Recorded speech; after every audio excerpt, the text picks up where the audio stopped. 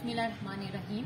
हम यहाँ पे जादा चौक पे पुरअमन एक एहतजाज कर रहे थे। जो हमारे बहादुर लीडर हमारे जहलम का फखर फवाद चौधरी साहब को अरेस्ट कर लिया गया, सिर्फ और सिर्फ हक सच की आवाज बुलंद करने पे, 22 करोड़ अफवान के जज्बात की तर्जुमानी करने पे।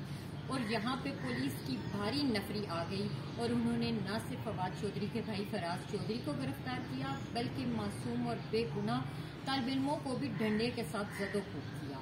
तो क्या ये इम्पोर्टेड हुकूमत जो हमें रोटी नहीं दे सकती, जो हमें सस्ता आटा नहीं दे सकती, हमें गैस, बिजली, पानी कुछ भी फराहम नहीं करती, तो कम से कम हमें सच बोलने का हक दे दे, हमें सच की आवाज़ बुलंद करने का हक दे दे।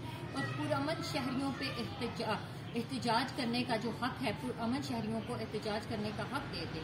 ये कौन सा कानून है, ये कौन सी जमहूरियत है कि पुरअमन एहतजाज करने वाले लोगों को पुलिस पकड़ के ले जाएगी और उन पर डंडे बरसाएगी। हमारा एक ही मुतालबा है कि फिलफौर हमारे लीडर्स फवाद चौधरी और फराज चौधरी को रिहा किया जाए।